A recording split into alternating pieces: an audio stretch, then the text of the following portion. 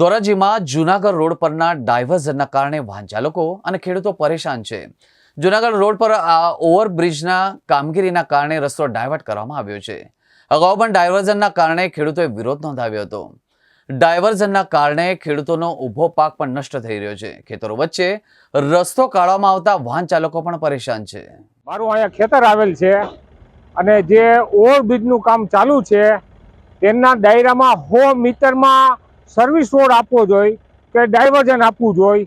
એને બદલે અમારા ખેડૂતના રસ્તે જે વાહન ચાલે છે એમાં એટલી ધૂળ ઉડીને મોલ તો કાંઈ થતા જ નથી। અત્યારે તમે જુઓ તો ધૂળની હાલત છે અને એવડો ટ્રાફિકે થાય છે અને માણસોને અત્યારે રોગચાળો આવી ગયો છે, મોલમાંય રોગચાળો આવી ગયો છે।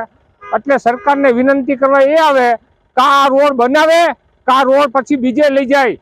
જ્યાં ડાયવર્ઝન આપ્યું છે ત્યાં જમના રોડ ઉપર છે, ફરેણી રોડ ઉપર છે, ત્યાં ડાયવર્ઝન આપ્યું છે, છતાંય વાહનો અહીંયા લે તો સરકારની કેમ આંખ નથી ઉઘડતી? આપણા સાંસદ મનસુખ માંડવિયા આ વિસ્તારમાં છે તો એની કેમ આંખ ઉઘડતી નથી?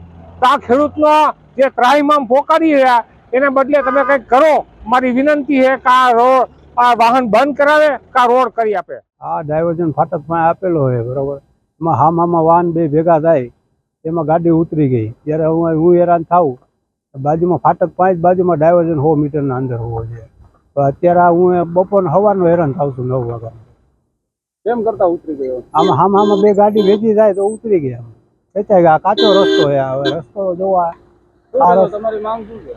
આ રસ્તો કઈ ખારો કરો કે બાજુમાં કઈક ડાયવર્ઝન કરે। આવા રસ્તા ઉપર તો રોજે રોજે આવર જાવર હોય તો આ નુકસાની થવા જ છે। અત્યારે તમે જોવો આ ગાડીની પોઝિશન કેવી છે, ગોઠું મારી જાય એવી છે।